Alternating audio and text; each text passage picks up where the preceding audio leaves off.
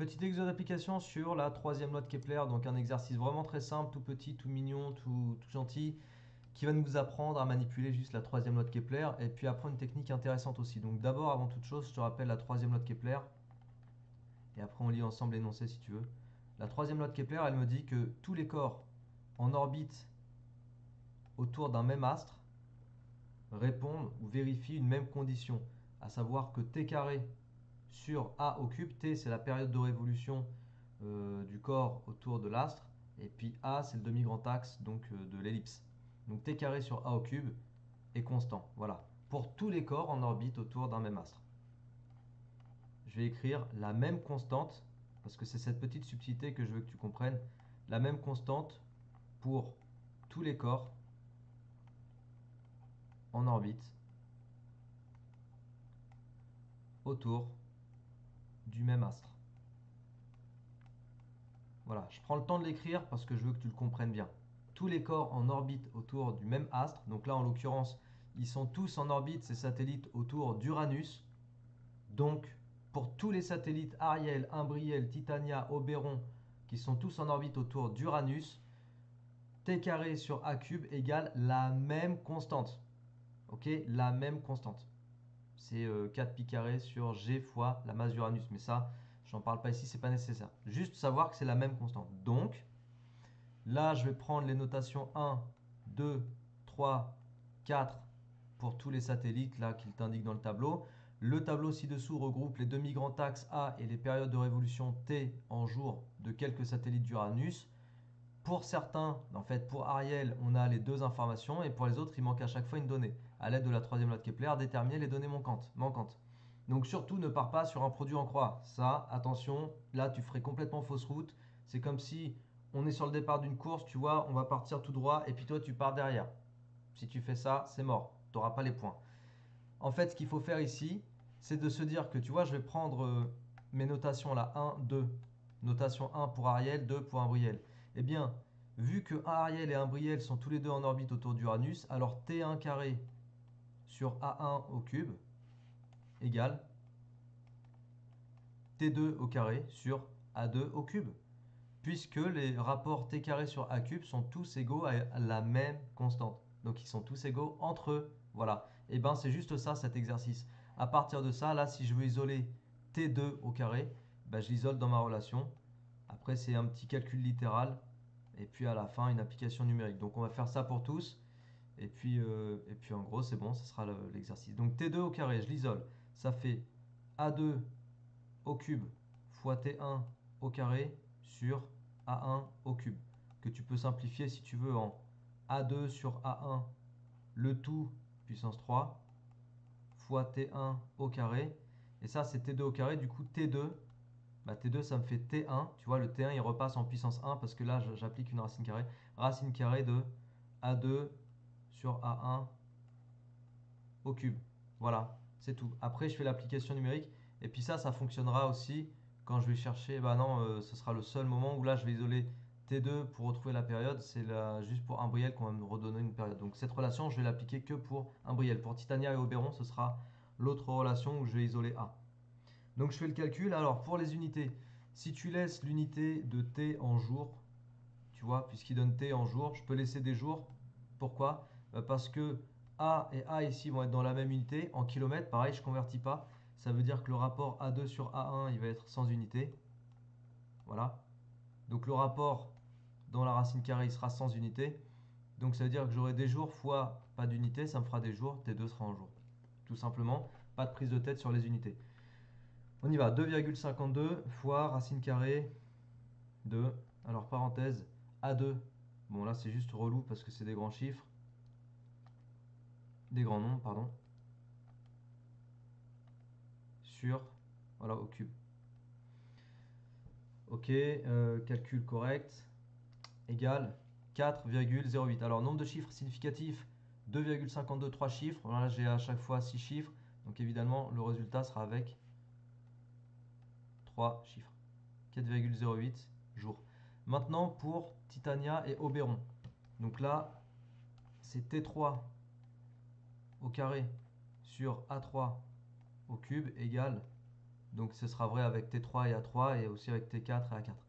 Égale T1 au carré sur A1 au cube. Donc là, le but, ça va être d'isoler A. C'est ça que je vais rechercher. Bon, je te le fais d'un coup, hein. Allez, non, je te mets une étape. À chaque fois que je dis je vais faire, là déjà j'ai mis un carré, c'est un cube. Chaque fois que je dis que je vais faire un truc d'un coup, après je me dis non, les pauvres, ils vont pas comprendre forcément. Et je veux que tout le monde comprenne. Donc en fait, ce que je vais faire ici pour passer de cette ligne à celle-là, enfin de cette égalité à la suivante, je vais comparer les inverses, d'accord? Je passe toute l'égalité à l'envers. Donc a cube sur t carré égale a1 a cube sur t carré. D'accord? Je passe à l'inverse. Comme ça, après, j'isole du coup a au cube. Donc je vais avoir a1 au cube fois t3 au carré sur t1 au carré. Que tu peux aussi écrire a au cube fois t3 sur t1 au carré. D'accord? Ça c'est a au cube. Et maintenant pour avoir a, je prends la racine cubique, les amis. Tu as la touche sur ta calculette, racine cubique, ce sera peut-être la seule fois de ta vie que tu l'appliqueras. Profites-en. La touche, elle a peut-être jamais servi, la touche ou le mode calcul sur ta calculatrice. Bon, tu prends la racine cubique. Alors, tu peux sortir du coup le A1 au cube de la racine cubique. Racine cubique de A1 au cube, ça fait A1. On est avec des valeurs positives, donc je ne me prends pas la tête. Et puis, voilà, après, j'ai racine cubique de T3 sur T1 au carré. Ok? On applique ça. Alors, attends, regarde ce que je vais faire. Je vais faire un truc un peu foufou. Hop. Je vais copier ma formule ici et l'emmener là-haut pour l'avoir sous les yeux. Voilà. Allez, go. Tout ça, je vais le virer. Bon, non. Parce que là, tu vois peut-être pas la formule. Voilà, c'est bon. J'ai fini ma magouille là. Hop. Allez, je la mets là, la formule. Donc, j'applique cette formule là pour remplir ici, d'accord? Allez, c'est parti. Donc, du coup, A1, 193, 20, 193 020, 193 020 multiplié par racine cubique. Et là, T3 sur T1. Donc T3, attention, ne te trompe pas dans l'ordre. 8,71 sur T1, 2,52 au carré. Ok. 441, 246. Ah bah non, je suis obligé de garder que 3 chiffres du coup, significatifs. Oui. Oui, pour les unités. Petite parenthèse. A étant kilomètres. Parce que tout à l'heure, je t'en ai parlé des unités. Ensuite, T3 ici, je le mets en jours. T1, je le mets en jours aussi. Je laisse des jours. Je ne convertis pas. Du coup, rapport de jours sans unité. Kilomètres fois pas d'unité, ça fait des kilomètres. Donc du coup, mon résultat est en kilomètres. Et par contre, pour les chiffres significatifs, bah, j'aurai 3 chiffres significatifs ici. Donc là, résultat avec 3 chiffres significatifs. À la limite, la seule petite difficulté de l'exercice, c'est de ne pas se tromper sur les chiffres significatifs. Donc 3 chiffres, 4,41, 4,41, 10 puissance 5. Voilà.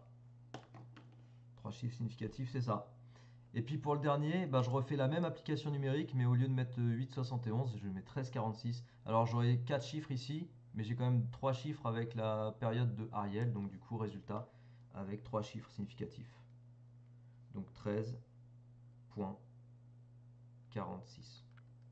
Voilà, ça nous fait 5,90 fois 10 puissance 5 km.